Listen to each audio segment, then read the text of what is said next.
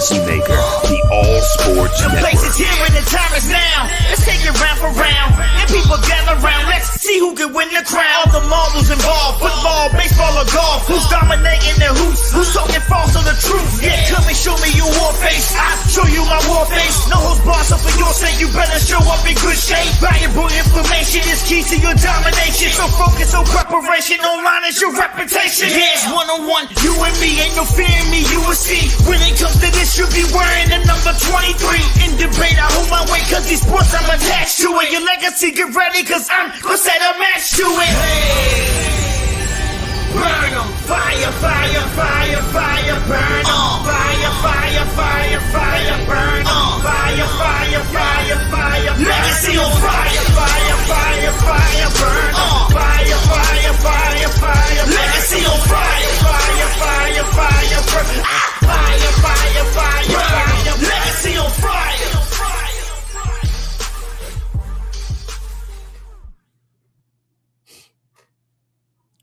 Welcome, ladies and gentlemen. It is episode 67.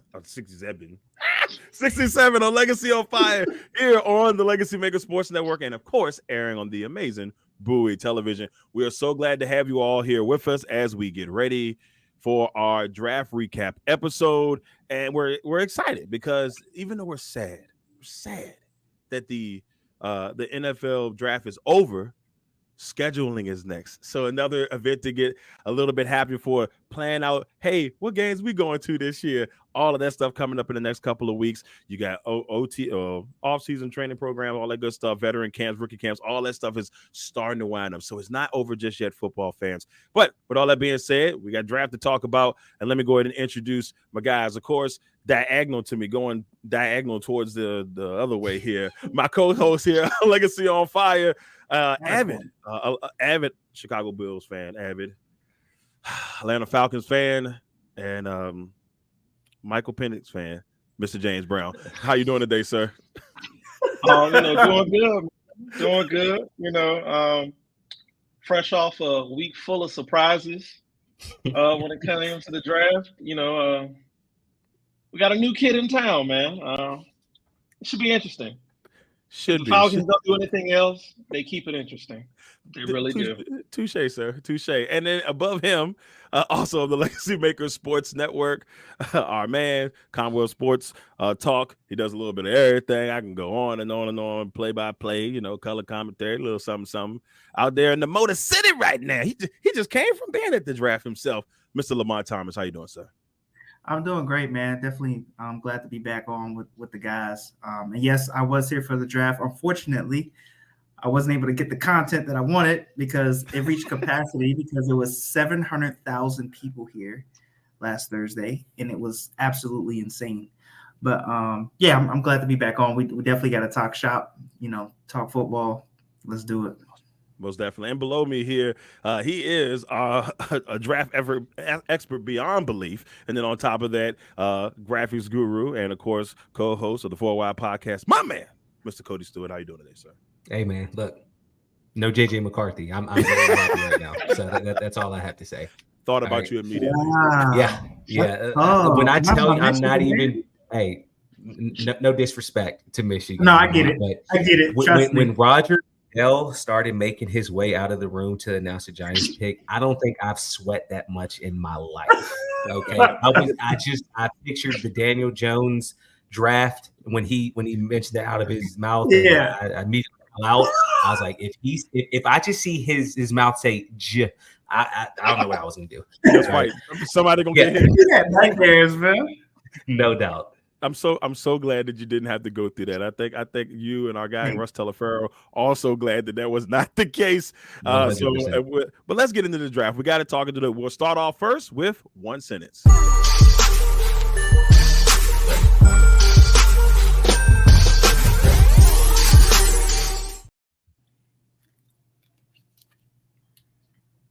Up on one sentence, James. I'm sorry, man. The Atlanta Falcons drafting Michael Penix Jr. with the 8th selection overall. Now, here's the thing. A lot of people saw Penix as obviously one of the top quarterbacks in this draft, and there were some cases where people saw him getting drafted this high. Now, With that being said, there's a lot of people that did not see him going to the Atlanta Falcons. So it's going to be very interesting here.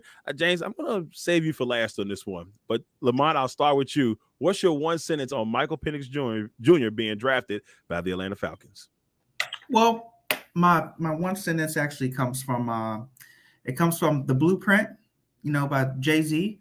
And I think it's only fitting. And he said, I'm on the practice field doing two-a-days, so I don't drop the ball when it's through my way. And I think that what I mean by that is the last time that the Falcons, had that deep push and they really got to go far and they were, towards the top of the football world was Matt Ryan. That was their quarterback from 08 to 21. He's probably one of the most prominent players in franchise history. MVP 2016. Their last winning season was when he was in his prime in 2017. They do need an heir apparent to the 35-year-old Cousins. The only thing that I don't like about it, and that I feel like most people don't like about it, is that we all thought that the Falcons were in a win now situation, right? And drafting 8th, there's so many other things that can help you.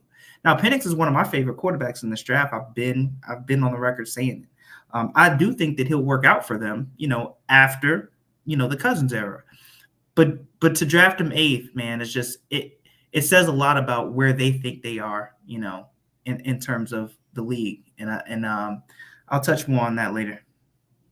All right, Cody, we head to you next. Still breathing a beautiful sigh of relief that JJ McCarthy is not in blue. So Cody, we head to you, man. What is your one sentence on Michael Penix Jr. getting drafted to the Falcons? My one sentence on Penix being drafted to the Falcons is this pick is not as bad as a lot of people are making it. Now, I will say I'm probably going to sound a little condescending when maybe condescending isn't the right word, but later on in the show, I'm going to say something that probably is not going to really make sense to what I'm saying right now. But I guess I'm playing a little devil's advocate right here, right? And I look at Michael Penix, and I do believe that he has all the traits and talent in the world to be a very good quarterback in the NFL. And while, yes, a premium pick at 8th overall for the Falcons, they had that, and yes, they could have gone to a lot of different positions like edge or something on the defensive side of the ball. I look at it like this. Did you make a commitment to Kirk Cousins? Yes, you did. Gave him a 4-year, $180 million deal. He's basically getting $45 million a year. But they can get out of that contract after year 2. Now, of course, you don't really want to think that way because you're hoping Kirk Cousins is going to be able to lead the Falcons to the promised land. You're hoping that these 4 years are going to be great. But let's be real. He's 35, coming off an Achilles injury. We don't know if he's going to bounce back to what Kirk Cousins was in Minnesota. And I mean, Kirk wasn't necessarily a top 5 quarterback when he was in Minnesota at that. So I look at it like this. You bring in Michael Penix. You're likely not going to be able to draft Michael Penix if you wait to the second round because the teams like the Vikings or the Broncos or the Raiders possibly draft him at 11, 12, or 13. So I think that this is a good strategy. You bring in Penix. If the Cousins era doesn't work for those first 2 years, get him off the books. You got money to spend somewhere else. Penix comes in kind of like a Jordan Love does with Green Bay, and maybe you're able to ball out with that young core. All right. I love it. I'm not mad at that because that's kind of where I was thinking. Well, I'm not gonna lie to you. Initially, I was like, "What is happening here?" So, man, and I know had that reaction. We head next. One sentence. James Brown, what's your one sentence on Michael Penix Jr. becoming an Atlanta Falcon? Take your time. One sentence. Modern day problems require modern day solutions. And, when it comes to the Atlanta Falcons, what's been the main problem for the Falcons the past 3 seasons? A lot of people think, pass rush. The main problem for the Atlanta Falcons the past 3 years has been quarterback play. More specifically, the last 2 seasons under Arthur Smith, where the team was still 7-10 due to bad quarterback play. Over the last 2 seasons, really since Smith has gotten there, Atlanta's always been competitive within their division, and down the stretch, they lose out on winning these divisional games, these close games, due to poor quarterback play, whether it's Marcus Mariota throwing the ball off his back after he already hit the turf in Carolina, whether it's Desmond Ridder forgetting that his team was wearing white jerseys when Carolina was wearing all black. Man, come on, bro. Giving the Panthers their second win of the season. I don't know how the hell he made that mistake. Or, whether it's Taylor Heineke getting thrown in the fire and just burning up. It's been tough. It's been tough, and it's just hard at this point. But there was hope. There was hope in the form of Kirk Cousins, the one-legged Kirk Cousins coming off a torn Achilles. And if you are the Falcons, yes, you did pay him, but you had no other choice. You could have signed a stopgap. You could have signed Jacoby Brissett. You could have signed Gardner Minshew that went to Oakland. You could have signed who did Washington get?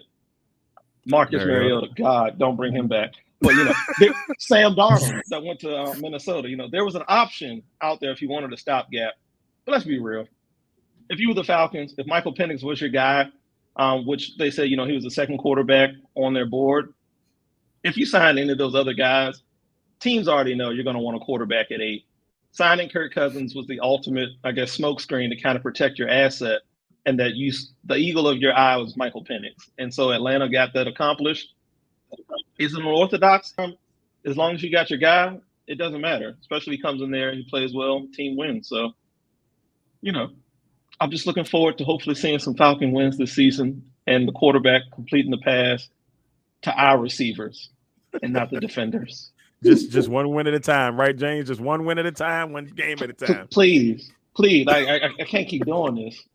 I'm sorry. I'm trying to raise my son to be a Falcons fan, and it's embarrassing for him sometimes. Yeah, it's like you know what, bro? You're almost like I understand if you go elsewhere. And you don't want that. Right. You don't want that. I had that conversation with him Thursday night as he slept because he slept through these things. But I'm up. I'm just like, son, if you choose to go a different way, Daddy understands. Because it's tough out here. It's a tough pill. Winning Super Bowls, losing them in the same game, can't find a quarterback. You sign a guy off one leg, then you draft a guy. Oh yeah, it's just hard out here. I'm sorry, man. We pray for the Atlanta Falcons that everything goes well. All I know is I had Penix as my third quarterback in the draft, so I don't hate that he went that high. I really feel bad for the Raiders in all this because they wanted him. Now, if anybody, and I feel bad for Devontae Adams because I know they wanted him. I know that this is you. I understand completely. You have completely logical reasons not to feel bad. I'll get to that later.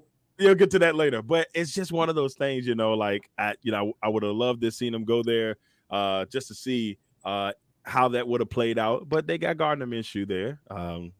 We'll see how all of that goes. Now let's head to our second one sentence.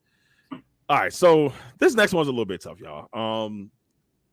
On Thursday last week, no, this would have been Friday, my fault. On Friday last week, Jamal Charles came out. I want to say it was the 63rd pick, and don't worry, we're about to find out in a second. They had Jamal Charles come out there, announce the pick. Now, this thing has went viral, and viral for all the wrong reasons. I'm going to go ahead and play why I went viral, and then we'll have everybody do their one sentence. Jamal Charles, the floor is yours. I'm happy to be here with a back-to-back Kansas City Chief. It's a trade. The San Francisco 49ers have traded a 63 pick to Kansas City Chief.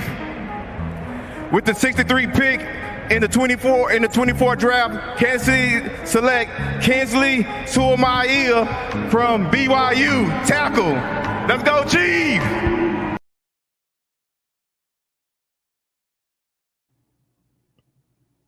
Yeah, let's go, Chief. Look, and I'm just gonna say this, and I'm gonna let y'all go. I love you, Jamal Charles. That's all I got. I ain't saying nothing more. I ain't saying nothing less. I'm gonna start with you, James. What's your one sentence on this Jamal Charles situation? Did the NFL do my man dirty? Did they set Jamal Charles up?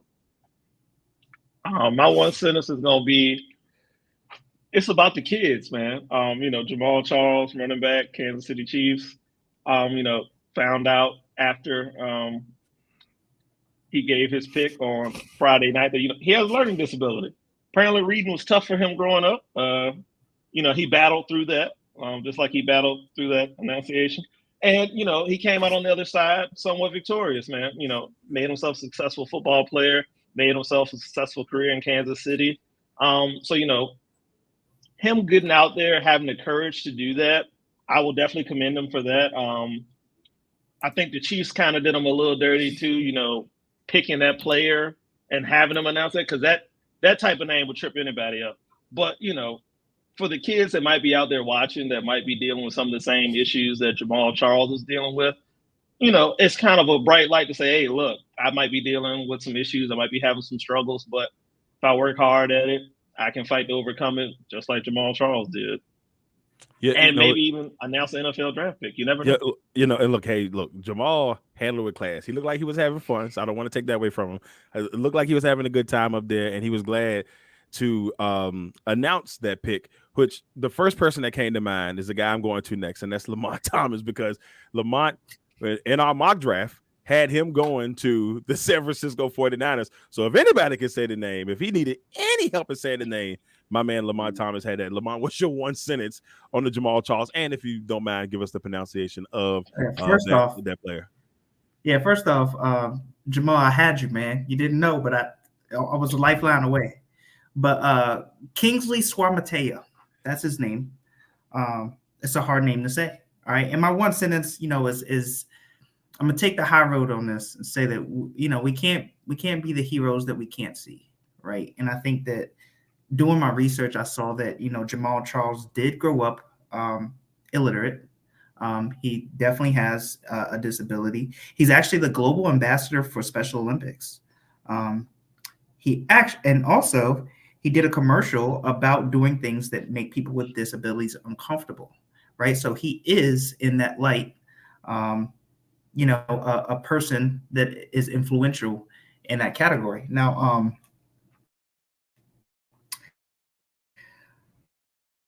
I just feel like, you know, in today's groundswell of social media, it's a hard pill to swallow. People are going to make, you know, the comments unknowingly, you know, in an ignorant fashion to where they don't know. But at the same time, that's all we got to see, right? We weren't provided the background information. So, I mean, we can only judge off of what we see. So, I mean, I understand it. And shout out to him for actually taking the stage to do that. But, you know, as a person who was watching like everybody else, it was hard to look at. I will say that. Yeah, Cody, I'm going to go to you now, but God, I just feel like the NFL could have handled that bad boy a little bit differently. They knew, but I agree with Lamont. They should have said something. Give us something to be like, all right, cool. We understand my man going through battles instead of him getting crucified on social media. Cody, we go to you next, man. What's your one sentence on this situation?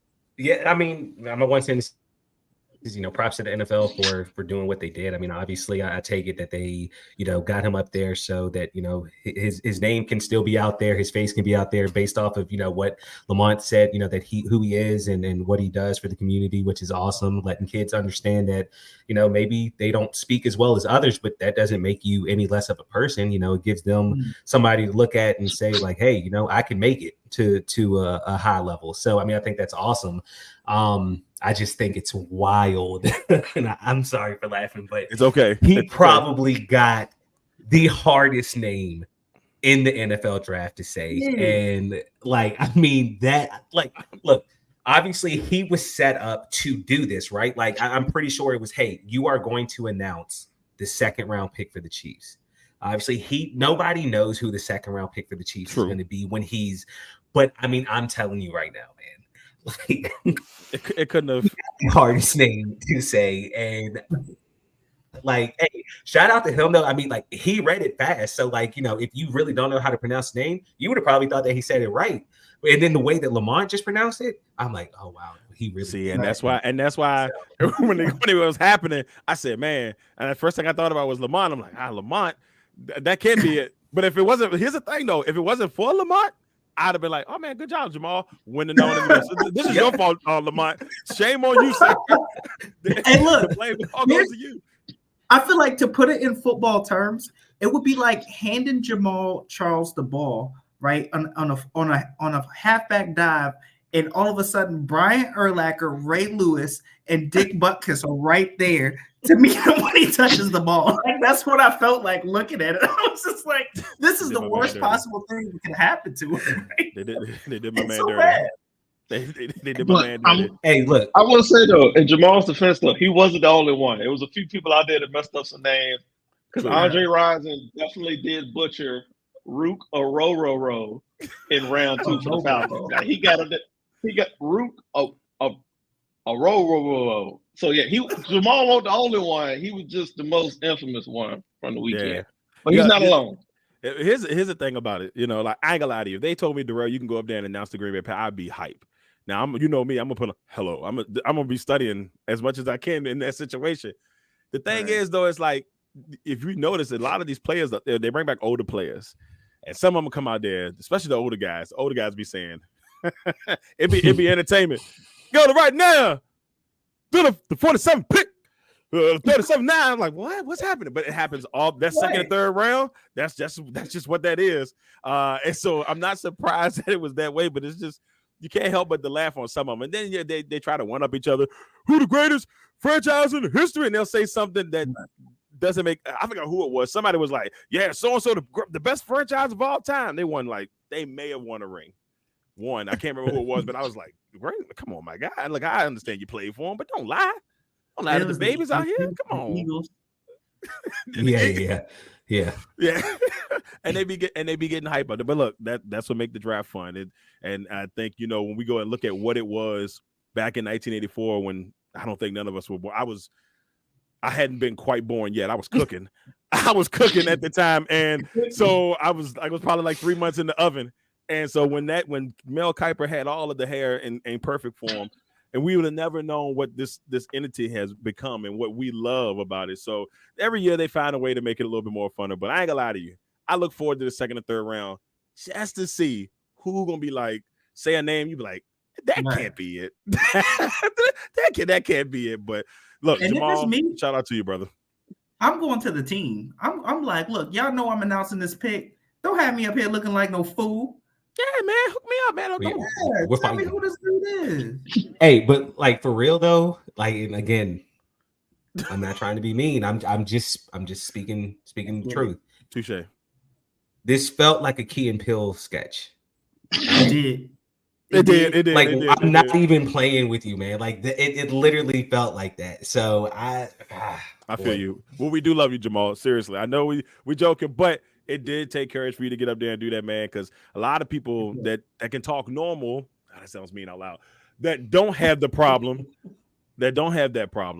get up there and they'll fumble words just as clear as day. Ask Russ. I jack up words all the time, and Russ lets me have it. So, much love to that. Before we move on to the next section, let's go and see. Look, did it just there. Let's talk about some of the people who have come on real quick. We got Justin Evans coming on. Saying who's great year one, who's great year 3 or 4 out of these picks in you guys' opinion. I guess we could do that real quick. Who's going to be great year 1 and who's going to be great, I guess, year 3 in your opinions? Lamont, who do you got real quick? I think year 1, that's kind of rough, but I mean, I think nobody's really set up to like kill it. I'll tell you this. I feel like a Keon Coleman and Xavier Worthy are playing with house money, right? Going to the Bills and the Chiefs respectfully, in systems where, they can be set up to thrive. I do think that in year 3 or 4 is probably where you will see the quarterbacks come out. I mean, I do think JJ has a great chance, right? He has some receivers. And he's a guy who grows with time. So I mean, I think that's a good situation for him. I don't know. Other than that, we might just see. I mean, who knows with Penix, right? We just talked about that. Like, I thought it was interesting to know that his agent McCourtney actually shared the fact that he was first upset, but then he actually called Penix that night, right? And they hashed it out, or at least have a conversation of, yeah, I understand it, and they're going to work together as a team. So it's a good deal. James, what about you, man? Year 1, I think Caleb Williams will probably have a good start, only because going to Chicago, new to the league. He's got Allen, he's got Keenan Allen, he's got DJ Moore. They got him a Dunze. I think he might have a hot start.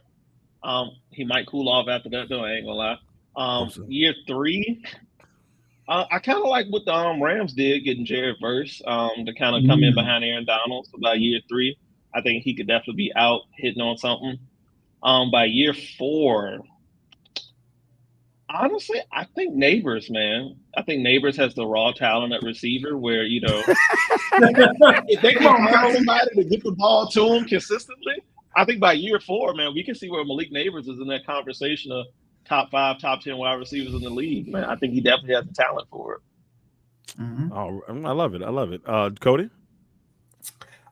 Year 1, I mean, I don't know. If the quarterback can stay healthy and Kyler Murray, I think Marvin Harrison Jr. could actually ball out for the Cardinals this year. I mean, I feel like he's going to be their main target, obviously, after losing Hollywood Brown. 3 to 4, actually, I have 2 names. I think Johnny Newton, drafted by the Commanders, with him being behind Deron Payne and Allen. Obviously, something set for one of those guys to end up leaving in the next couple years or whatever. So I think he's going to be able to step in and just be a monster. But then I look also at 2 positions that were drafted by the same team, and that's the Baltimore Ravens. Nate Wiggins and TJ Tampa. That could be a crazy duo in 4 years in Baltimore. And the setup is real. I mean, they know how to draft well. I can't take. Well, that's the next step. We'll get into that in just a little bit. But for me, I really do think by year 3, we'll be talking about Joe Aldez, the best offensive lineman potentially in the NFL. I think he has a chance, and he's going to get a lot of shine if he can protect Herbert and keep Herbert upright. I know Lamonte doesn't like to hear any of that, but I really do think that he has a chance to do some really good things. And I think right off the bat, I'll probably say. I kind of agree with the Caleb Williams thing. I think they're going to start off hot. You got Allen there, you got Dunze, you got Cole Commit. I don't think I'll be saying it right, but he's there, right, and they've got pieces. They got pieces there. I think defensively they did some really good things, and having Montez Sweat there, I think he's going to really help guide that line. He doesn't have that pressure of dealing with the things that the Commanders situation going. I know it's still Chicago, but I don't think it's as much pressure. I know that sounds crazy, but I think that's the case. We'll go through a couple real quick before we head on. Russ says, thank God, no McCarthy. He's a little bit upset he didn't get the invite. He said, too many Giants fans in one place, huh? Maybe that's the case. I don't know, Russ. Our man Rick says, my sentence is quarterback class has to be the worst since 2018. That's a very interesting one. See, here's the thing though. I felt like the 18 class. I said this. I felt like 2 of these quarterbacks is going to be like the 18 class, where they had a lot of quarterbacks go, and then 2 of them, the last 2 in that first round, kind of shined a little bit. And I think that's kind of how it's going to go. Well, maybe not that, but 2 of them are going to shine. The others may have all right careers, and that's just my opinion on that. Shout out to our man D Blind who's coming in. He's talking about cheese. So our man doing stuff there. So once again, I'd like to thank everybody for tuning in. Coach Coghill, shout out to you, man. Congratulations on everything out there in A-Town. Appreciate you. Now, let's go ahead and head to our next segment because we got to talk about how these teams did in the draft. It is time for the Fire Starters.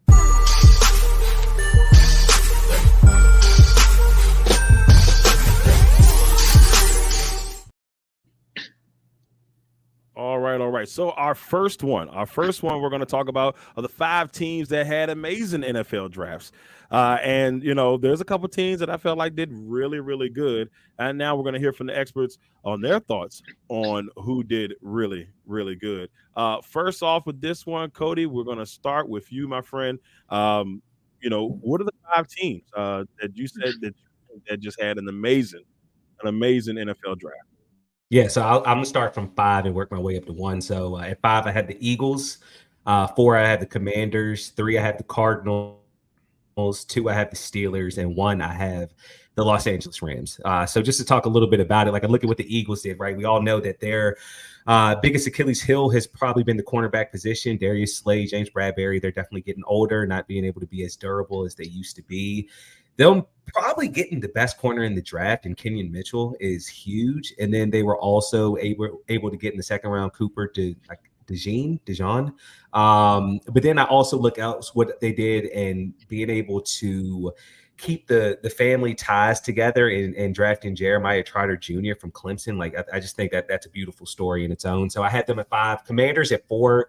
I mean, of course, Jaden Daniels, they need a quarterback. They get their quarterback at 2. Love the pick of Johnny Newton in the second round. That was a guy a lot of people thought was going to go top 20 in the draft, and he ended up falling into the second round. So that's awesome. And I just love what they did in the draft, especially in the second round, of trading with a rival in Philly, but they got those 2 second-round picks from Philly as well, where they were able to draft a cornerback and get some more offensive line help. That's huge. The Cardinals, man, like, I love what they did. Obviously, they needed offensive weapons, and they were able to get Marvin Harrison Jr. That's going to be the biggest thing for Kyler Murray, since they really don't have anything else there. They were also able to get Darius Robinson, the edge out of Missouri, who has a motor on him.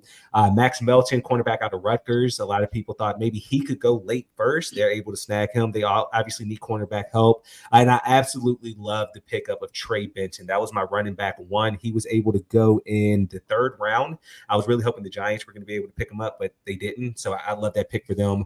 The Steelers, again, they get offensive line help. They get maybe the best linebacker in the draft, and Peyton Wilson from NC State. I really think that they are building that roster the right way, getting that offensive line protection, still stacking the defense. That's amazing. But the number 1 team, as I said, the Los Angeles Rams, dude. Jared Verse, who was my edge 1, goes 19th overall. Then they get his buddy and defensive line mate and Braden Fisk in the second round. They get Cam Kinchins, the safety from Miami. Like, I just really think that they are building this defense the right way. And in maybe 3 years, this might be the best defense in football. And I mean, obviously, yes, big hole with Aaron Donald leaving. Not saying Braden Fisk is going to be able to go in there and fill that hole. But just the way that they drafted, first time since 2016 that they've had a first-round pick, which is crazy to even say, I think they absolutely killed this draft. Awesome. I like that. James, we head to you.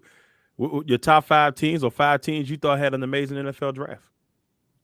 5 teams I thought had an amazing draft. I do like Cody's idea of Philly. Pittsburgh usually always does have a pretty good draft. I'll go with them. I do like the Commanders draft. I like what Baltimore did. And then who do I want for 5th? I kind of do like what the Rams did. So I think those be my 5. Kind of touching on everything. With Baltimore, man, I feel like they always seem to have a great draft, or at least a great draft class. Again, picking up Nate Wiggins in round 1. Then in round 2, going and getting the tackle out of Washington. But what a lot of people may fail to realize, while he wasn't Troy Fontenot, who went to the Pittsburgh Steelers, the tackle they picked up in Washington was the right tackle, but he was a blindside protector for Michael Penix at Washington, with Penix being a left-handed quarterback. So you could argue that they got the better tackle out of the situation from Washington. And then picking up TJ Tampa in the 4th. Again, like we said earlier, that could be a cornerback tandem that they have for the future, with Marlon Humphreys kind of starting to age and get older now. They kind of replenish themselves in the secondary. As far as Washington, you get your quarterback of the future in Jaden Daniels. You can pick up Johnny Newton in the 2nd round to pair with Jonathan Allen and Deron Payne, possibly even, package one of them for some future assets. I like that they added, is it Dylan McCarthy? McCarthy's Christian McCaffrey's brother, Dylan McCaffrey. And Luke. There we go. Luke McCaffrey. The father. Shout out Jamal. But add Luke McCaffrey, man, in the 4th round. Continue to add on to that offense with Terry McLaurin. Like I said, Pittsburgh usually always has a pretty good draft. For a few years now, we've been saying the offensive line has been a problem for Pittsburgh, and I feel like they really went in on this draft class and really solved that issue. So regardless of who's at quarterback, whether it's Russ or Justin Fields, they should at least have a clean pocket this year to throw from. And who else did I have? The Rams, of course, what Cody said, having Burst, having Fisk to add to that defense. But then on the offensive side as well, pairing Blake Corum with Kyron Williams, their running back from a couple years ago. I mean, they have a 1-2 punch now that, while those guys are smaller guys, they pack a punch, man. So, I'm interested to see how they really work those two in this upcoming season. But, yeah, those would be my 5. Awesome. Now, one to throw at you with the Ravens, I like pick wise, Des Walker. They grab him in the 4th round, and a guy who, and maybe a year or so ago, he could have been, 2nd round, maybe even a 1st round pick, depending on the scenario. And you grab him in the 4th round. I think that could really work wonders for them if they can just they've been looking for that number 1 receiver for years. I mean, and let's just be honest with you, it hasn't quite come all together. They've had some players do, Zay Flowers had a really good year last year. In his rookie campaign, Odell Beckham had a moments before he, rode off into the sunset. So they're still trying to find that guy. Bateman is a guy that they trust, but Des Walker could be a really nice piece for them. Lamont, your top 5 teams of the NFL draft. Who did the best?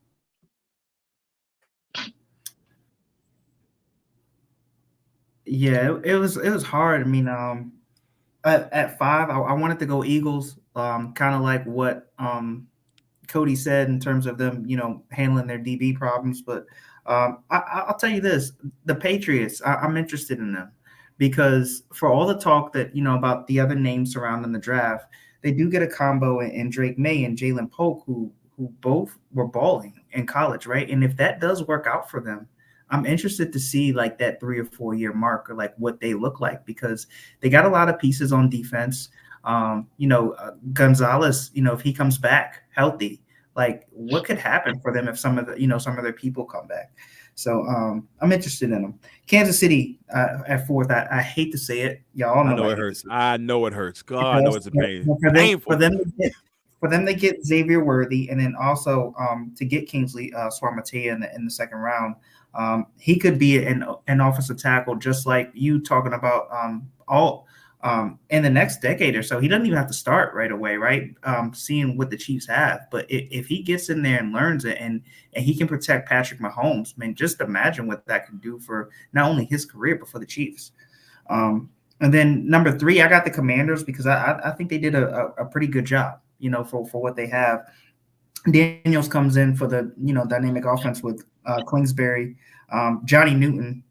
That's a dog right there. Probably the best defense tackle in the draft. And then, they also did get a prototype nickel back, in Micah. I think it's Sandristro from Michigan. So he's the guy you want to put in the nickel, and he can handle his business there. So I mean that's good for them. For number 2, I got the Bears, just because they just went so heavy. Having 1 and 9 and Rome Odunze, to pair with Caleb Williams, and then new offense, Shane Waldron, see what he can do with them. Keenan Allen's there. And then they got a sneak pick right in the 5th round. I think Austin Booker, the D end. He has a high motor, man, and a lot of people didn't talk about him because there's obviously the edges in the 1st and 2nd, but I think he can turn out really really well. You got people that they got there from last year, even Sweat and things like that. So I think they can turn it around with all those picks. And then finally, number 1, I got the Steelers. I really did like what they did. I speak to what Cody was saying. They get Peyton Wilson, who with the 98th pick, and that's just 14 picks after getting Roman Wilson, who, seeing what my man from Michigan can do in the slot. A little biased there, but he's a beast. And then they get Zach Frazier to help out on the line, which we all know they did really need. So I mean, Steelers number 1. Awesome. Look, I'm not gonna do a top 5, but I'm gonna give a shout out to my GM. I appreciate you. That's all I gotta say. I loved our draft, and because in most cases, there's been a lot of years I'm like, what the are you doing, dude? But yeah, there it is. Where's the buzzer at? Oh, it's not even on. But look, don't even have it on. So close the ears, Bowie TV. And right. And then of course, like for me, what I liked about it the most was you go get a linebacker, All-American, and Edrin Cooper that comes in, and you lose Campbell, so you gotta replace Campbell. You got to get a guy back there. You're switching defenses. You got to get pieces to grow. They drafted a couple of safeties. Oladipo from Oregon State, who just gave Caleb Williams, excuse my French, hell, and made me happy when I saw it. I'm like, yeah, good job, Goot. Get him. And then the Bullard from Georgia. I really think he can come in and make some noise for us. Georgia guys have been hit or miss with us. You know, we drafted a Georgia player the last 4 or 5 years. So, you know, we're just switching G's, hoping for good things there. I like what they did overall. But before we move into the next round, I'm going to ask you guys, is there, you know, players, you know, in your draft class from your teams that you feel good about? Cody, what about the Giants, man? How did you feel about the Giants draft, or at least some of the picks that you liked that they made? I think it was a solid draft. I mean, you know, I don't think it was like, you know, A+, but I mean, I also don't think it was bad either. Obviously, Malik Neighbors, big need. We haven't had that alpha wide receiver since Odell Beckham. I honestly think that there's 2 picks I absolutely love. I mean, Neighbors is definitely one of them, but like the 2 that I'm focusing on because they came after the first round. Love getting Tyler Nubin, safety out of Minnesota. Obviously, we needed to get a safety after Xavier McKinney left to go to Green Bay. It's all good though. You know, I think Nubin, he's all around the ball. So I'm loving that. But I think maybe my favorite pick in this draft is Theo Johnson, tight end out of Penn State. He's 6'5", I believe, ran a 4.53. Great size. I think he was underutilized at Penn State. Obviously, there's a lot of question marks going around Darren Waller right now. They're thinking that he's possibly going to retire. So, I mean, you know, Theo can easily come in as a tight end 2 and maybe work himself up to a tight end 1. That's just a big body that we need. Any quarterback needs that. So that's my favorite pick out of the draft for the Giants. James, what about you, brother? You know, despite everything that circled around our first pick, I honestly thought we had a pretty decent draft. Finding quarterback of the future. But then what we did in rounds 2, 3, and 4, attacking that defensive front. You know, with the Atlanta Falcons, they had a pretty decent defense last year under Ryan Nielsen. Raheem Morris is there now. I believe his scheme, his talents can kind of make up for the fact that, you know, we didn't take one of the top perceived defenders in the class, but getting a Ruka Roro in round 2. He's a defensive prospect where, you know, he's still a raw talent, man. Very athletic. I think his raw athletic score, his relative athletic score, was like one of the top scores they've had for defensive tackles in the past few years. So again, he's a raw athletic prospect that Morris is probably thinking, hey, I can take him, I can mold him, kind of like how you did with the young kids last year in LA. And then in the 3rd round, picking up Braylon Trice, a guy who, you know, may be overlooked by some teams, but he had the most pressures in college football last year for the Washington Huskies. So I like that addition. And then again with Brandon Dorlus from Oregon, a guy that, you know, a little bit of a tweener. He might play D tackle, possibly even some nose, or if you want to go big, they probably put him on a defensive tackle. But I think he also led the Ducks in pass breakups, man. So, you know, blocking the ball at the line of scrimmage, that could be a big help for us. So, you know, while people might be questioning what the Falcons did, I think, you know, set yourself up for the future, but then attack your needs afterwards. Lamont, what about the Bo Nix Broncos? I hate them. I'm just kidding. But I didn't like it, and I'll talk more about it soon. And a lot of people didn't like it, and I thought rightfully so, right? Like, Bo Nix, okay, so I always felt like the quarterbacks that I knew we were going to try to come up and get one. I just felt like we didn't, and I said this before on Legacy on Fire, I didn't feel like we had the position nor the assets to really get one of the ones that were really worth it, right? And I think that and it's a hard place because we've been trying to find a quarterback forever. But when I look at Bo Nix, I see Marcus Mariota, right? Like I see a quarterback who dominated in college with a spread offense that it's going to be hard to translate, you know, and I get Sean Payton's success, but let's face it, I don't think he's Drew Brees, right? Like, and I think that it's a reach for me at 12. You know, they do pair him with his receiver. So you get Troy Franklin. We do need receiver help. But other than that, man, I don't know. I mean, we did pick a running back late in the draft that is like a straight hoss, the dude from Notre Dame. So I do like him. But I think we could have did a lot better, honestly. Cool. But so before we head to our next one, shout out to my man, Country Shots. Thank you for joining in, brother. Truly appreciate it. He said, believe the hype. I don't know who he was talking about in particular, but we believe the hype, brother. And then Russ says, James, thank you. I owe you a beer with salt. So just know that he owes you one. He also says, hey, Cody, that boy Milton, where he from again? Jersey.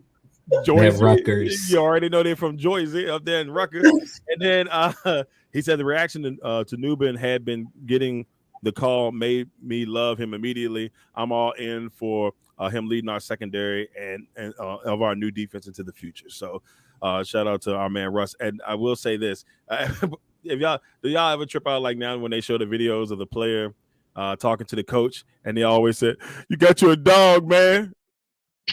Lamont gone. Whoa, he's got him a dog, and Lamont's out the building. He'll be back here in a second, y'all. But yeah, so it always makes me laugh when they be like, "You got you a dog, man. Just know it." Everybody says that now. We're gonna find out though who the dogs are. Whoop whoop. All right, so we're gonna head to our we'll head to our next one here, and we're talking about the teams that disappointed you in this NFL draft. I mean, and this time around, there was some people that had some amazing drafts, but now we want to talk about the teams that just truly, truly disappointed. James, I'll start with you. The 5 teams that truly disappointed you, sir, who were they? All right. For me, the way I look at it, a lot of these kids, we have no idea what they're going to do. So, we could find out people later on ended up surprising us. But the way I'm going to look at it is 5 teams that, just kind of left me with some questions from their draft. Number 1, I'd have to go with the Las Vegas Raiders. You signed Gardner Minshew in the offseason to be a stopgap quarterback. You still had Aiden O'Connell, but, you thought Minshew would be an upgrade. And through 7 rounds of the draft, you didn't take a single quarterback. I know reports were that, they really liked Michael Penix. He went off the board at 8 to Atlanta. With him being off the board, are you honestly telling me there was nobody else you thought that was worth any selection? After Knicks went 12th, I think they said the next quarterback wasn't selected until Spencer Rattler went 150th or so in the 5th round. So if you're the Raiders, you knew you needed a quarterback. You knew Minshew was just a short-term option, and you couldn't find anybody in this class that, you thought could possibly come in, probably groom on the bench, learn for a year or two, and maybe be some sort of spark. We know, Minshew's not a long-term answer, so it's like, how did you leave the draft with nobody? So team number 2, I'm going to Carolina Panthers.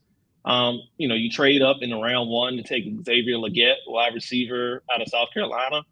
And honestly, was that necessary? I mean, you had the number 33 pick. You had the first pick of day 2.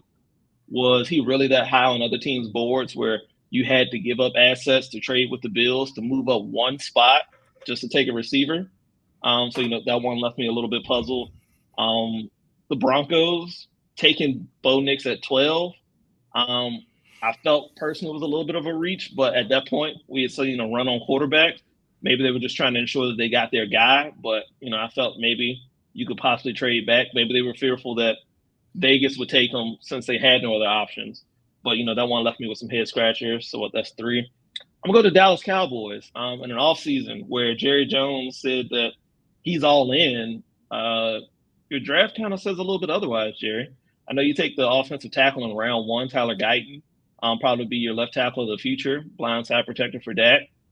But you really didn't do much else to, I think, really help him in this draft class. You didn't get him a running back.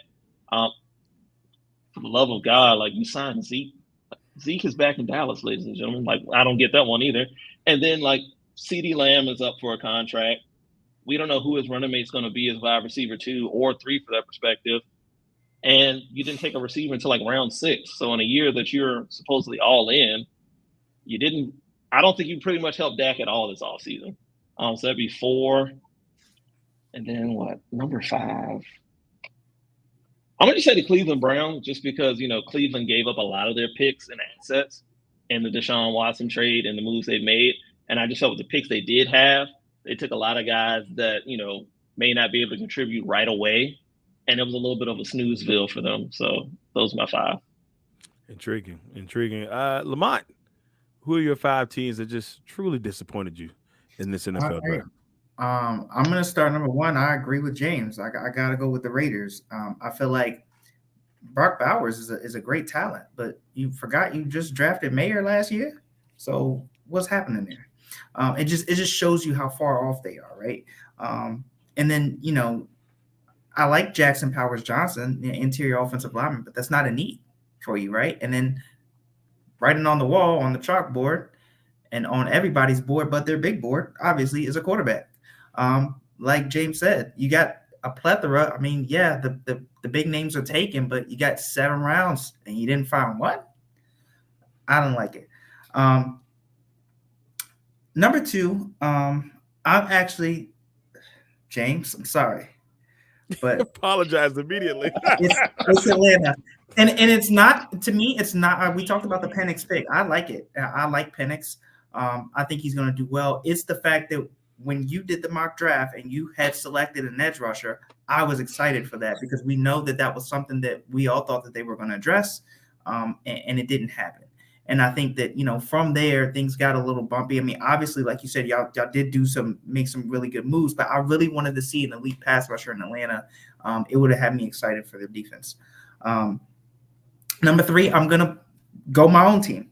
I think Denver had a terrible draft for what I expected and what, as a fan and somebody who's, close to the inside of the team, I just didn't think that, they got it done. Like, I do feel like Bo Nix was a reach. It was what I was afraid of as a fan. And maybe he does well. Maybe he proves me wrong. I just felt like, he at best was probably a second round quarterback. And in another draft, he could have been a 3rd or 4th round quarterback, honestly. That's just where we're coming from. And I didn't like it. I feel like, you do grab Troy Franklin, who could be the bright side, but I think that they could have got a whole lot of talent, with some other players. Number 4, I'm going to go the Bills. I love the Keon Coleman pick, right? I feel like he's going to be probably one of my bright sides of the draft. But the fact that you kind of swapped him for Diggs, right? Because you lose Diggs, and as we know that he's been having some issues on several different teams, right? He does bring productivity, right? So you lose that and you're 1 for 1 with that. But then I feel like you traded with the Chiefs, right? Who as we know has been your kryptonite in that closing Bills window, and they end up getting Worthy with the pick. I just feel like they got better off the pick that you gave them. And it's just, to me, it hurt. And then lastly, I'm going to say the Cardinals. I do like the fact that, of course, Marvin Harrison Jr., I feel like is an excellent pick and an excellent talent and probably the best thing for them. It's just the later rounds for me, right? Like, I feel like in the 7th round, I think they got Jaden Davis, the corner from Miami, and there were still a lot of dog corners on the board. And I felt like, right, if they would have stacked their defense to go along with the Marvin Harrison pick, I just thought that they could have really maybe made strides. But, it's also a hard division. Like, you're talking about whether, the 49ers, the Rams just won a Super Bowl, right? And I just feel like it's really hard. So you got to choose wisely when trying to climb the ladder. Tough picks there. Tough picks there. I know that hurt, especially when in your ones that you like, Kansas City's right in there, and then 2 people in your division, including your team, are on the other side of that. So I know you're not thrilled about that, Lamont. Right. You know you're not thrilled about that. Cody, we head to you, man. 5 disappointing teams in this NFL draft. Yeah, 5. I have Buffalo, and Lamont took the words right out of my mouth. I it's not necessarily that I don't think they had a good draft. It's really more there in the top 5 because they made that trade with the Kansas City Chiefs. You don't like Lamont said, they've been the kryptonite to Buffalo the past 3 or 4 years. You basically gave them, as far as speed goes, Tyreek Hill 2.0. Mahomes is going to make Worthy look very good, as we all know. I just don't know why you make that trade. It's almost as bad as you just making a interdivision trade, which is normally frowned upon. So I just don't understand why they did that. At 4, I actually had the San Francisco 49ers. I really thought that they were going to go in and attack the offensive line, secondary edge. And while they did get a cornerback, they did get an edge rusher, they did get an offensive lineman, I just kind of feel like they did it out of order based off of the value that was there in the 1st, 2nd, 3rd round. I know in our show before the draft, I was very high on Ricky Pearsall. Like I said, I think he's a Deebo Samuel and Puka Nacua mesh. I just don't necessarily think that San Francisco needed him. I don't know if maybe there were some things going on behind the scenes. I know there were a lot of rumors coming out. They were looking to trade Debo. They're looking to trade Brandon Ayuk. Maybe something happens later in the offseason. That's why they made this. But as of right now, I'm looking at it. I don't think that should have been the first round pick for the San Francisco 49ers. At 3, I have the Jacksonville Jaguars. I like the Brian Thomas pickup. They do have a needed wide receiver after losing Calvin Ridley in free agency. But at the same time, I almost feel like their biggest need was cornerback. And Nate Wiggins was still on the board with when Brian Thomas was drafted. I really thought that's where they were going to go. I thought they were really going to try to get that secondary going, just for the simple fact of you have CJ Stroud killing it out there. A healthy Anthony Richardson should be able to light it up as well. So, I mean, you're going to need some secondary play in that AFC South. And then, I'm sorry, fellas, at 2 and 1, I have the Broncos and the Falcons. Like I said earlier, I know that I'm going to sound I know I'm not going to necessarily say I praised the Falcons pick, but I understood it. That was kind of me playing devil's advocate. But in the grand scheme of things, well, first let me start with the Broncos. If Bo Nix works out, hey, Sean Payton is a genius. I think we all agree Bo Nix was probably a second-round pick, but unfortunately, the Broncos didn't have a second-round pick. So they decided, hey, if we're going to make our move for a quarterback, we're going to do it now. Doesn't mean it's the right move. Doesn't necessarily mean it's the wrong move. I honestly thought that the Broncos might look to maybe trade back, pick up some extra picks, and maybe try to attack that defensive line maybe. Didn't happen. That's why I have them on the list. And then at 1, I have the Falcons. And again, this isn't me hating the Penix pick because, again, I laid out what I think could happen. They could move on from Kirk. They could bring Penix in to be starter in year 3 for him. But all signs kind of pointed, hey, we signed Kirk Cousins. The NFC South is not that competitive of a division as of right now as what we saw last year. Let's get that high motor edge rusher that we need, or maybe we get another cornerback to pair with AJ Terrell. Just didn't happen. I mean, and there are rumors. Again, if Penix was their pick, it sounds like that's who they wanted. But there were rumors coming out that the Rams were trying to trade up with the Falcons up to 8. If the Falcons go back to 19, they still end up with a Dallas Turner, a Jared Verse possibly, and they get more picks to continue to fill out that defense. So that's why I have the Falcons at 1. Oh, there it is. Disappointment all the way around from the fellas on this one. Look, I don't know. I think for me, I think my biggest one was probably the Raiders. I didn't really go too deep, but the Raiders one did kind of blow my mind. The Bowers pick, I didn't hate it, but Meyer is there. You don't need that. Like there's I just feel like there's other ways you could have went about that, and it just wasn't the move. And I do agree. Like, all the quarterbacks, they said it during the draft that the time from quarterback from Knicks being picked up into Rattler is the longest in the modern draft era. So there was plenty of opportunities to grab, a Rattler. I think Rattler going to the Saints, could help him out and be very beneficial to him. Now, the only bad thing is he got Dennis Allen as head coach. That's the problem there. And if that's why I said, like, it could have been a really good thing for the Raiders. Dennis is a great coach. Yeah. I love him. Yeah. And that's the thing. That's where I would have liked to have seen. I wish they would have done a little bit better on that end, but it is what it is. All right, everybody. That's it for the fire starters. Let's go ahead and hit them up with the main flame. We're going to switch over to a little NBA.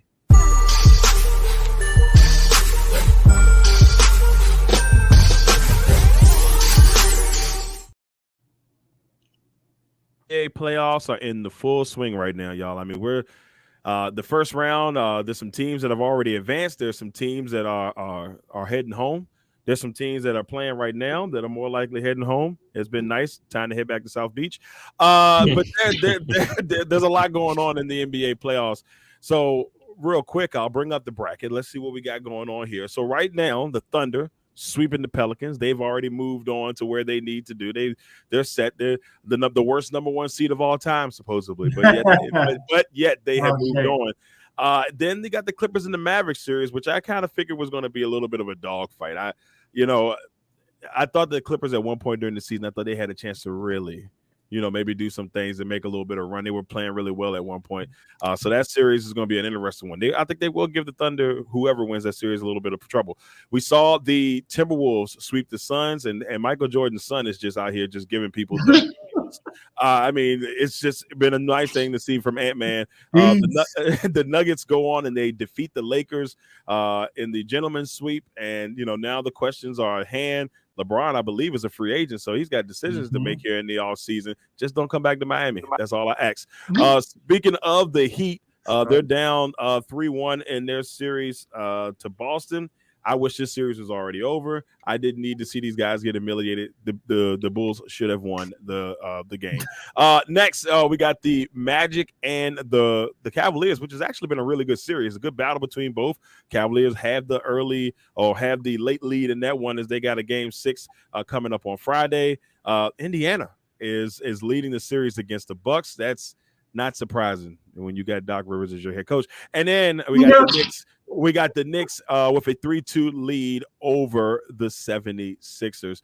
So, fellas, just want to kind of get your thoughts on how you think the playoffs is going, who you like so far, just your overall thoughts on how things are going. Lamont, I'll start with you first, brother. What are your thoughts on this playoff so far? Who you like, what you don't like, who's embarrassing, just some stuff. What do you got on your update on the NBA playoffs? Yeah, I mean, I think in this year, right, we're kind of seeing the passing of the torch, right? You got KD, Bron, and Steph out of the playoffs in the first round. And out of the three of them, there's one playoff win.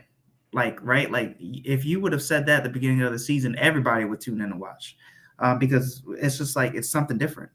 And then, the stories of Ant, taking down KD, who was, somebody that he really looks up to. And I don't know if you saw Jamal Murray talk about that story about how he was so excited to watch LeBron play, and the full circle of him being, his block being denied at him. When LeBron's 39 years old, he had to come back and dunk on him, right? Like that's like the story of an NBA player's, dream, right? You actually having to watch your favorite player and then come back and take him down is it's an exciting story. And I'm excited for, teams that are, in the forefront of things. Like OKC, man, they really deserved it. This young squad who, people talk down on them, but hey, they're still doing their thing. And finally, it's my story in the East. I still have no faith in any of those teams. Like I've always said, it just kills me watching them because I tell you what, my favorite, Cody, is the Knicks, right? To watch the Knicks because you do want to watch that story of them get back, to the top and near that. But the Celtics drive me absolutely insane. Even though they're up 3-1, it's just like for all the talent that they have, it's like there's just no way.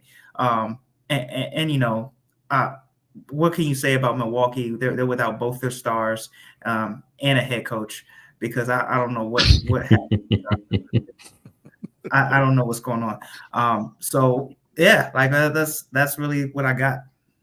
I just wish Boston would have just swept us. Why are we still playing? We're down by 25 right now. Yeah, but they lost. They beat them with no Jimmy Butler. They should have just let them. Right, lose. but the fact that you pulled that game out with, you cleared the bench to win the game, and you're supposed to be playing against one of the best teams in the league. It's like Boston. Like, what do you do? I just don't even want to be here right now. That's how bad it is.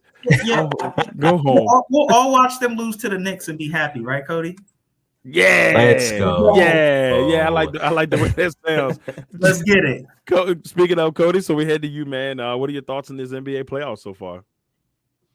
I think they've been pretty good. I'll be the first to admit I thought Phoenix was going to beat the Timberwolves, and I think that was just more of me and the KD factor, along with just not really believing in Minnesota, thinking that maybe they're regular season champs, yet they wouldn't be able to produce in the playoffs, and I was absolutely wrong. Watching them play is amazing. Anthony Edwards is phenomenal. Love watching him play. I honestly think that this next round, round 2 with the Nuggets versus the Timberwolves, and this is no disrespect towards OKC because I absolutely love watching OKC play as well. But I think the winner of this Nuggets Timberwolves matchup is going to be the team that comes out of the West to play in the finals. This Clippers and Mavericks series has been pretty fun to watch. I honestly thought that the Mavericks were going to be able to take care of business in 5. That was my prediction, and again, wrong on that. So, you head over to the East, of course.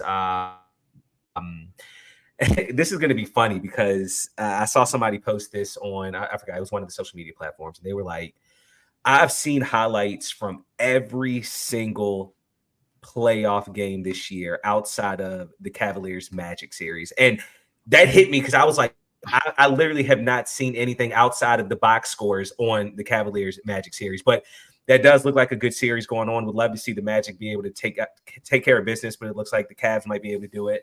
Boston, of course, they might be the one coming out of the East. Unfortunately, I hate to say that, but man, yeah, me being a Knicks fan, I really was hoping they were going to take care of business last night. And I mean, they were 47 minutes in to taking care of it, but then Philly just came back. It is what it is. I do look at it and say, hey, Knicks, you only have to win one game out of these next 2, and you move on to the next round. It would feel so good to take care of business. And what I'm calling, based off of seeing the takeover, Madison Square Garden West, the Wells Fargo Arena, because the Knicks fans have taken that arena over in games 3 and 4. If we can close out business on Philly soil, let's make it happen, baby. There it is. James, we head to you. What are your thoughts on the NBA playoffs? So starting off with the Western Conference, love to see the Pelicans get the sweep over love to see the Thunder get the sweep over the Pelicans. Shea kind of proving that why he's still in the MVP race. But taking it to the Timberwolves, I think Ant is showing us again why MVP should probably be considered after the postseason's completed. Because man, like his takeover and dominating against like he did against the Suns. A team that, at the beginning of the season, a lot of people thought, oh, man, when it comes time for the Western Conference Finals, man, the Suns are going to be in the thick of it. You got Kevin Durant. You got Devin Booker. You add a Bradley Beal. It's like, man, the Suns, if they have a decent bench, they might can make some noise. And for Ant and them boys to go in there and sweep them, not let them sniff a game, that speaks volumes. I know Darrell said earlier, Michael Jordan's son. He might be Mike's son, man, at this point. And honestly, he should honestly be the new face of the league. At this point, he's showing up. He's proven that, hey, he's a top player. And now in the playoffs, he's showing that he's that dog. He's showing that he should be top dog. The NBA should definitely consider marketing him as the face of the league off the strength that, if Mike is his daddy, Mike held that position for a long time. And, like father, like son, man. So I'd love to see Ant take over. The Nuggets still, reigning champs, still in it. Kind of easily got past the Lakers.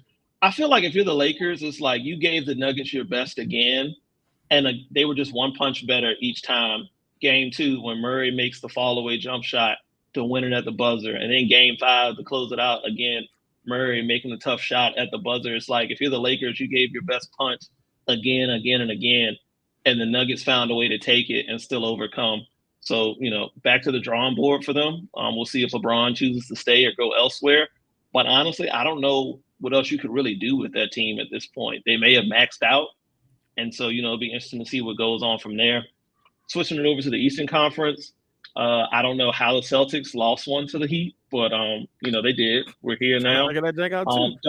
Don't worry, bro. Y'all be 1, 2, 3 Cancun soon. Y'all going to be there shortly. Time to make moves, man. Again, the least advertised series has been the Cavs and the Magic. I would like to see the Magic win because Paolo, all the young guys that they've drafted in Orlando, to have them all come together and finally start winning, I would love to see that. I think Cleveland kind of closes this one out, though, here shortly. And then the last 2 series, I feel like one of these 2 teams that are leading currently, one of them is going to end up giving it up and tricking the series, and that is the Pacers and the Bucks and the Knicks and the 76ers. One of them is going to trick this series. One of them is going to do it because both of them had prime opportunities to close out last night and make it to the second round and get some rest before taking on the next opponents, and they failed to do it. If you're the Pacers, I know you're a young team. Giannis was out, Dame was out. You had a chance to close out, and somehow you let Patrick Beverly achieve point guard status Point and guard. just take over a game. I've never in my life seen Patrick Beverly take over a game until last night. It was honestly flipping amazing to see the things he was out there doing last night for the Milwaukee Bucks of all teams. Like, on the 16th Patrick Beverly team. was unconscious, man. Like, I've never seen Pat play that well. Had he played that well, he probably wouldn't be on his 7th team in like his 16th season or whatever it is. But hell of a game last night by the Bucks. They kept it alive. If Giannis and Dame are able to come back, I can see them taking that one.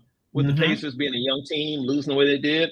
If Giannis and Dame come back, I can see them taking it. And then we got the Knicks and the 76ers, man. Again, Knicks had a prime opportunity to close out last night. Up 6 with like seconds left, like 12 seconds or so left. And It was a minute. Somehow a minute. Up 6. Oh, that's even worse. Longest minute of with the a minute life. left. It probably was. It probably was. Cody's probably in that joint sweating for real. Hang But in there. prime opportunity. Hang in there, buddy. But again, the Knicks had a prime opportunity to close the game out. Brunson's still been balling, but you let Maxey get off for 40 points as well. Where the hell did that come from? Nobody saw that coming last night. And then for them to lose in overtime, if you're the Knicks, you need to win game 6. Because if it gets to game 7, y'all going to find a way to trick the bag. Y'all going to find a way to fumble the bag. Y'all going to gritty on the bag to get That's one of tough. man LT. And That's tough. and it's like it would be so Knicks. It would definitely be so Knicks. So y'all better get this. Y'all better get this game 6, Cody. All right, he hit the buzzer, bro. It's gonna be the buzz on y'all season if y'all don't get this game 6. Come on, Knicks. Let me get the buzzer. Go Vegas. Look, here's the thing. And look, Cody, I think you're safe. Why? Because Doc Rivers is the head coach of the Milwaukee Bucks. I think y'all gonna be good. If it's gonna be a team, it's gonna be the Bucks. I that's just how I feel about it. God, Doc Rivers. Why is he even? Why is he still there? Trash. Well, that is it for the main flame, y'all. Let's go ahead and finish this thing up, and let's put out the fire. Fire, fire, burn on. Fire, fire, fire, fire, burn on. Fire, fire, fire, fire. Legacy on fire. All right, it is time to put out the fire here on Legacy on Fire. Now, of course, I always like to see who wants to go first. Is there anybody like to go first before we? Anybody got any hands? I saw Lamont go. Lamont say he got it, y'all. Lamont, go ahead and put out the fire, sir. All right. So I got wind of this news that the NBA is nearing a significant deal with Amazon Prime to stream a large portion of the regular season and playoff games starting in the 2025-26 season. The deal, which rumor has it to be for the next decade, right, will be the first time that the league will stream, will be broadcasting exclusively on a streaming device or streaming service. That is huge, right? I feel like if they don't capitalize off of the rest of their entities with the WNBA and even the G League, which we've talked about several times, this is a failure for them, right? They are in prime position. We're starting to see these players get paid out the wazoo. I mean, the way they're getting paid, I feel like all I gotta do is hit a couple threes here or there and play okay perimeter defense, and I can get a bag, right? Like, it's crazy. And I feel like if they don't capitalize off of this and their other entities, this is a fail. And that's all I got with that. The crazy thing about it is I was hearing that, and I pray that this happens, that NBC was going to challenge ABC for the rights. And here's the deal, NBC.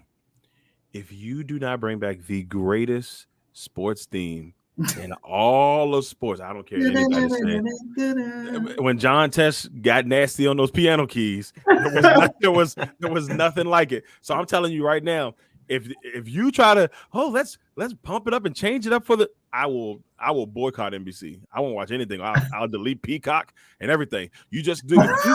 If you get it back, you better make sure that I want the same old clips. I need I need Ant instead of Jordan dunking over folks. Or maybe I don't know who he's dunking on, or the Durant one. Ooh, that was and I ain't trying to throw a slight at you, Cody, but remember when Jordan or Pippen had dunked on Ewing? I need that to be Ant and Durant. I need all of it. So just NBC, if you're gonna, make it happen, you better keep the theme. That's all I gotta say. James, would you like to go next or Cody? I go. James says he's in. Put out the fire, sir. I go. So I put out the fire this week. As of this recording, Marvin Harrison Jr. has still yet to sign his NFL PA licensing contract, which means no jerseys will be sold. No one can monetize off him, his likeness or his image. So as of right now, if Madden came out tomorrow, he wouldn't be in the game, or he'd be wide receiver, whatever number he is. And again, this is just another instance of him kind of bucking the trend. We saw that, he didn't really work out prior to the draft. He didn't do pro day. He didn't do the combine. I know he has the cachet of going to Ohio State, playing well, but then also being the son of a Hall of Famer. But honestly, he hasn't achieved much in the NFL yet. He hasn't achieved anything yet in the NFL. He had a pretty much decent career in college, being at Ohio State. But where do you kind of get off like bucking all these trends? At a certain point, you're going to have to start cashing these checks that you're essentially writing with your actions of, well, I'm not doing this, or I'm choosing to sit out from this. I don't want to be a part of this. It's like, bro, who are you in a sense? Again, I guess he's in a great place for that then. But, you haven't played a single NFL down yet. And for whatever reason, you haven't signed your licensing contract. Your jersey's not out there. What are you doing? What's the holdup here? Let's go ahead. Let's get this stuff done. Because, again, games are going to start being played soon. And at that point, you're going to start cashing these checks that your actions have written. You were the number one receiver taken in the draft when a lot of people argue that Neighbor should have been number one. Some people thought Odunze should have been number 1 or 2. So, again, you're going to have to start cashing a lot of these checks, man, that you're writing with your actions here. And I'm going to be interested to see if you do it. We've yet to see a father-son duo make it to the NFL Hall of Fame. I know his dad was a Hall of Famer playing with the Colts. Hopefully he's passed on a lot of those genetics to his son, because the son is going to need it at this point. You're the number one option for the Arizona Cardinals now, which means you're going to be getting teams' best looks on defense, top corners, top safeties, double coverage, bracket coverage, whatever it is. So you're going to need to step up, my guy. You're going to need to step up, and you're going to need to prove that, you're different for a reason. Because right now, your differences don't mean nothing. Intriguing. Look, here's the deal. I mean, he's about to pull a Charles Barkley on us, man. Like, if you were lucky enough to get Barkley on NBA Jam, then you was in there. But if not, and you had to, or Michael Jordan when he was roster player 99. I mean, the good. What was the other guy's name? Wasn't there another guy like on Live? I think his name was like Brown. They had another name for him when he was number 99. But yeah, we don't want that. We don't want Tarvin Barrison. We need Marvin Harrison Jr. Cody, it's your turn to put out the fire, sir. New York Knicks, listen to me. And listen to me. All right. Y'all take care of business tomorrow night. I don't know what else I need to say. Y'all need to take care of business tomorrow night. This cannot go 7. All right. You need to take care of this game 6 in Philadelphia tomorrow, May 2nd, 2024. All right, listen.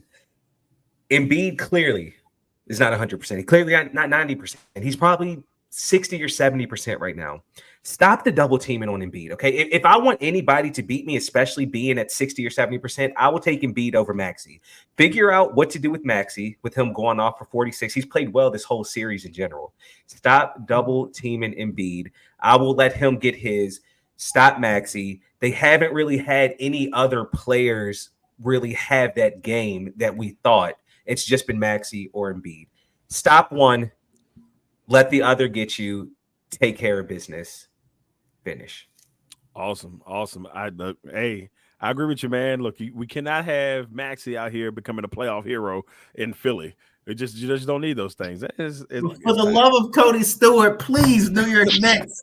Please, for the Stewart household. He's a good man. He's a good man. He waited for this. Shout out to our guy Larry Patterson, who's also a Knicks fan. He don't deserve this treatment. So shout out to Larry. Much love to Larry. Look, hey, just finish the deal. That's all we asking for, and just make it happen. This is coming from a Heat fan. Please make it happen, please. Right. You know it's bad if I'm out here saying go Knicks. So let's go for it. Before we move on here, let's see. Larry had a couple things. He said Broncos traded John Franklin Myers, not a splash move, but it did help out the D line. And a terrible draft. Russ said, "Are you mad at some of the people?" No, wait a minute. Are y'all as mad as some of the people for Stephen A. Smith for calling the league office about Westbrook? He said, "MJ is that boy's daddy, like Eddie Guerrero is Dominic's father." He the pappy. Wow. Yes, he the pappy. And Statman says, in his put out the fire, Jake Paul versus Mike Tyson has been sanctioned as a professional fight, meaning it will count against both of their records. What kind of crazy universe are we living in? Look, man, July's gonna be here before you know it, and that's on Netflix, right, y'all? Yeah, it's gonna be on Netflix. I'm not gonna lie to you. I don't know if we got to pay for that. I hope not. I mean, if we're not, and it's just normal, I'm all in there that day. I'm making sure that I'm watching that. I need Mike Tyson to knock this man out. That's all I'm saying. I'm looking for a first round knockout. You gotta at least hit him like Mike Tyson would. That's all I ask for. Happens. But I mean, we know that he's probably gonna be having internal bleeding. But like, I just gotta see it one time. If he loses the fight, like as a long, because look, Tyson has never been a 10-round, 11-round guy. Right. So if he loses that fight, I can deal with that. I really can. But I need him to at least knock him out once, maybe even twice. Look, Mike, if you lose this fight, you're almost 60, my guy. Nobody's gonna be mad at you. Nobody's gonna be mad at you. But he's got everything to lose. So let's see what happens there. Now, my put out the fire is not even really put out the fire. All I want to say is go Avs. Good series win against the Winnipeg Jets. Let's go out here. Let's nobody's really expecting us. Yes, we 2 years removed from a championship. We're trying to get number 4. You know what I'm saying? And so go Avs. That's all I got to say about that. Let's just keep moving along. McKinnon and the boys. I'm happy. Let's go. So that's all I want to say about that. That's all I'm going to say about that. All right, everybody. That is it for Legacy on Fire. Once again, I'd like to thank my esteemed panel, James Brown, Lamont Thomas, Mr. Cody Stewart. Before we get out of here, James, anything you want to say, brother? Hey, shout out to everybody out there watching, tuning in. As always, please make sure to like, comment, share, subscribe. Check out all the great stuff we got here at the Legacy Maker Sports Network. All right, Lamont, all the way out there in Detroit, Michigan. What's up, brother? Anything that you want to let everybody know? Listen, man, same thing. I appreciate everybody watching, everybody who commented. Everybody, please like, comment, share, subscribe, follow Legacy Maker Sports. We got a lot of good things going on here. Shout out to Cody. Glad to do this with you one more time, man. Hey, I appreciate y'all. Cody, anything you want to say before we go, brother? Hey, man, just love talking with y'all boys, man. It's always fun. I appreciate y'all having me on. So appreciate y'all, man. Well, there it is, y'all. Once again, Cody, thank you for joining us again for our draft recap. It's always refreshing to have you on the air with us to talk a little bit of sports. Lamont, James, once again, fellas, thank you all. Make sure y'all check out all the great shows on the Legacy Maker Sports Network. Check out the website. We got articles up right now. We got actually an article up right now talking about the Rangers defeating the Capitals. So if y'all want to go and check that out, by all means, make sure y'all go and check that out. But if you haven't had a chance, go back. And I know the draft is over, but go back and watch our draft shows. We really put a lot of work into it. It was a lot of fun. We had a good time on that. But once again, everybody, thank you all for tuning in. We will see you all next week for another episode, episode 68 of Legacy on Fire here on the Legacy Maker Sports Network and Bowie Television. Until next time, peace.